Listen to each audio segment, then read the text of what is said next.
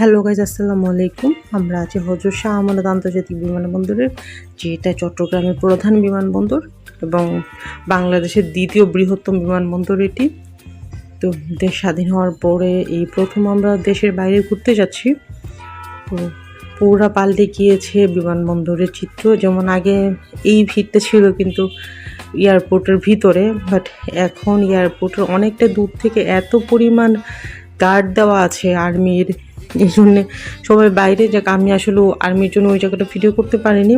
আমাদের immigration boarding pass, immigration তো না, আমরা যেহেতু কাঠমান্ডু যাচ্ছি ঢাকা হয়ে, এই জন্য আমাদের ইমিগ্রেশনের একটু কাজ ছিল। যদি আমরা দেশের বাইরে না যেতাম তাহলে তো আসলে, যদি ডোমেস্টিক ফ্লাইট হয় তাহলে এগুলোর কোনো ঝামেলাই নেই। তো সব ফর্মালিটি শেষ করে আমরা যেখানে ওয়েট করে ওখানে চলে এসেছি। ওখানে এসে আমরা বসে আছি, কারণ আমাদের ফ্লাইট ছিল 8:30টায়। তো বাংলাদেশ বিমান যেহেতু যথারীতি একটু লেট করেছে, এই জন্য আমরা বসে আছি আমাদের ফ্লাইটের জন্য। যখন আমাদেরকে ডাকে তখন আমরা যাব।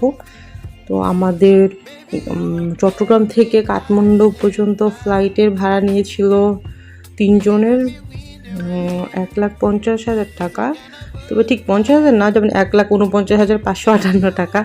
এই জন্য আমি 1.5 লাখই বললাম, মানে পার পার্সন পড়েছিল 50,000 টাকার মতো। এটা কিন্তু ছিল একদম মানে চট্টগ্রাম থেকে ঢাকা হয়ে কাঠমান্ডু পর্যন্ত। তো আমরা দোতলায় যাচ্ছি।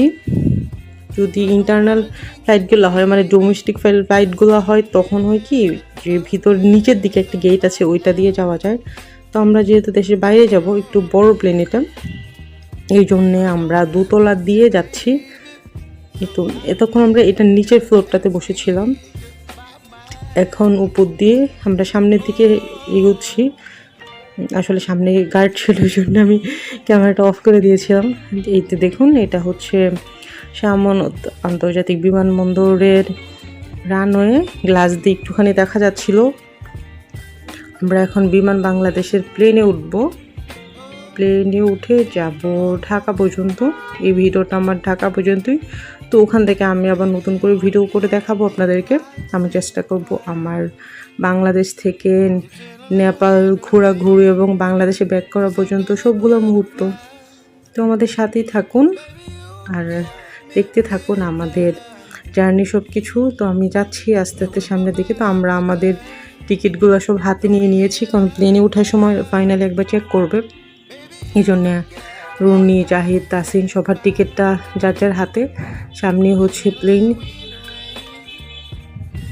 এখন একদমই কাছে চলে এসেছি। তো আর একটু